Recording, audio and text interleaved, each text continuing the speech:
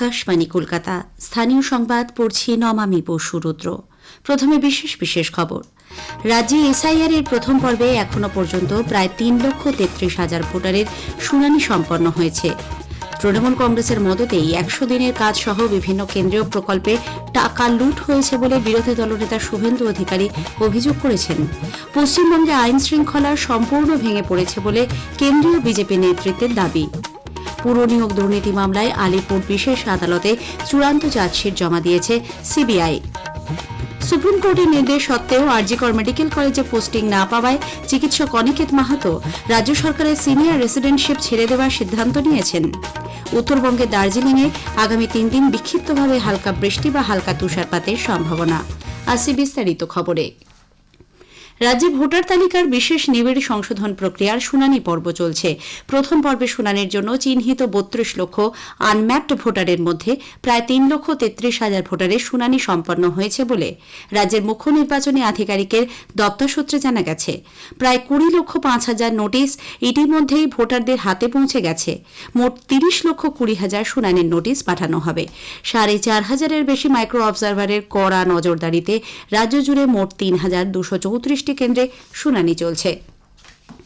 নির্বাচন কমিশনের পক্ষ থেকে বিশেষ দল পাঠিয়ে প্রাক্তন সুন্দরবন উন্নয়ন মন্ত্রী প্রবীণ সিপিআইএম নেতা কান্তি গাঙ্গুলির বাড়িতেই এসআইআর এর শুনানি করা হয়েছে। নোটিশ পাওয়ার পর তিনি নিজে বিডিও অফিসে গিয়ে শুনানিতে অংশ নিতে চেয়েছিলেন। তবে বার্ধক্যজনিত শারীরিক অসুবিধার কথা মাথায় রেখেই নির্বাচন কমিশনের পক্ষ থেকে বাড়িতে তা আয়োজনের সিদ্ধান্ত নেওয়া হয়।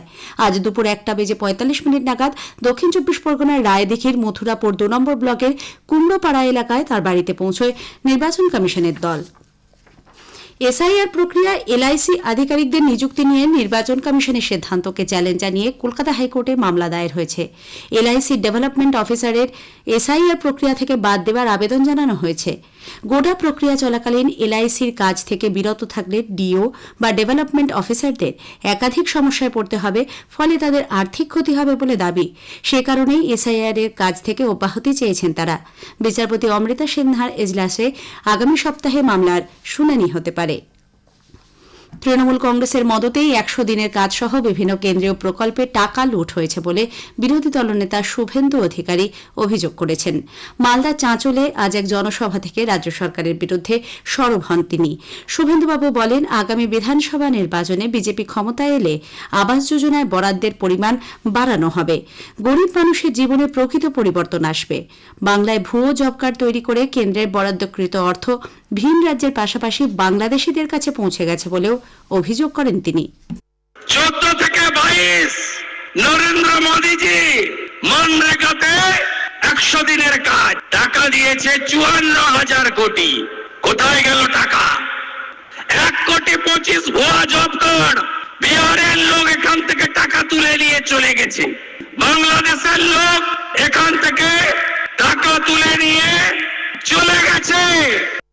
শ্রী অধিকারী বলেন, বাংলাদেশে অনুপ্রবেশকারীদের ভোটার তালিকা থেকে বাদ দেওয়ার লক্ষ্যেই এসআইআর করা হচ্ছে।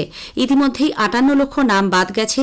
আগামী দিনে আরও নাম বাদ যাবে বলে তিনি মন্তব্য করেন। রাজ্যের একাধিক জায়গায় ধর্মীয় কর্মসূচিতে বাধা দেওয়া হচ্ছে বলেও অভিযোগ করেন তিনি। পশ্চিমবঙ্গে আইন শৃঙ্খলা সম্পূর্ণ ভেঙে পড়েছে বলে বিজেপি অভিযোগ করেছে। নতুন দিল্লিতে আজ দলের সদর দপ্তরে এক সাংবাদিক সম্মেলনে দলের মুখপাত্র গৌরব ভাটিয়া বলেন, তোষণমূলক রাজনীতির কারণেই পশ্চিমবঙ্গের মুখ্যমন্ত্রী মমতা ব্যানার্জি অনুপ্রবেশকারীদের প্রতি নরম মনোভাব পোষণ করেন। সেই কারণেই এসআইআর একটি আইনি প্রক্রিয়া হওয়া সত্ত্বেও তিনি এর বিরোধিতা করছেন বলে শ্রী ভাটিয়া মন্তব্য করেছেন। जंगल राज, महाजंगल राज, गुंडा राज कैसा होता है? बिल्कुल ममता बनर्जी जैसा होता है। जहां पे ममता बनर्जी को लगता है रोहिंग्या जो घुसपैठिए हैं वो तो उनका वोट बैंक है, उनके साथ तो ममता बनर्जी रिश्ता बनाए रखना चाहती हैं, लेकिन भारत के गृह मंत्री जी के लिए अपशब्द कहती हैं।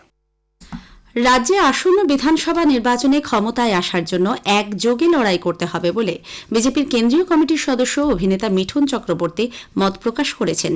কোচবিহারে আজ দলের পরিবর্তন সংকল্প সভায় যোগ দিয়ে তিনি বলেন, পশ্চিমবঙ্গে একটি নির্দিষ্ট শ্রেণীর অপশক্তি মাথাচাড়া দিচ্ছে। ক্ষমতায় এলে আয়ুষ্মান ভারত এ রাজ্যে চালু করা হবে বলেও তিনি জানান। কেন্দ্রীয় কৃষি এবং কৃষক কল্যাণ মন্ত্রী শিবরাজ সিং চৌহান বলেছেন, কৃষকদের আয় বৃদ্ধি কেন্দ্রীয় সরকারের একটি প্রধান অগ্রাধিকারের বিষয়। নাসিকে তিনি আজ বলেন, কৃষকদের কল্যাণে বেশ কিছু প্রকল্প রূপায়িত হয়েছে।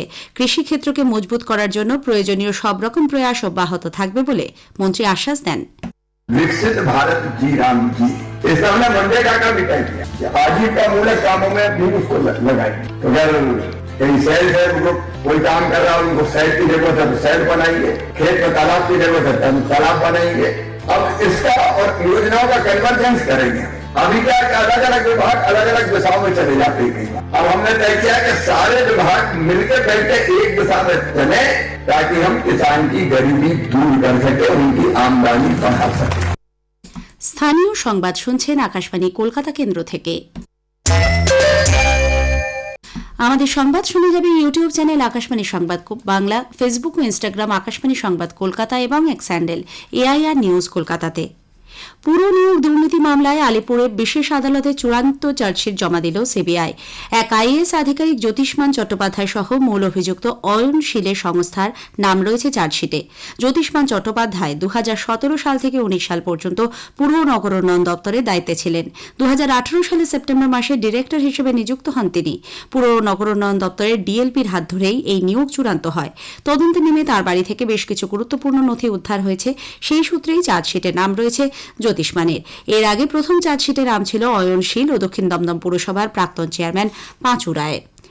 সুপ্রিম কোর্টের নির্দেশের পরেও আরজিকর মেডিকেল কলেজ ও হাসপাতালের অ্যানাস্থেশিয়া বিভাগে পোস্টিং না পাওয়ায় আরজিকর আন্দোলনের অন্যতম সদস্য ড অনিকেত মাহাতো রাজ্য সরকারের সিনিয়র রেসিডেন্সি এশিয়াশিপ পোস্টিং ছেড়ে দেওয়ার সিদ্ধান্ত নিয়েছেন।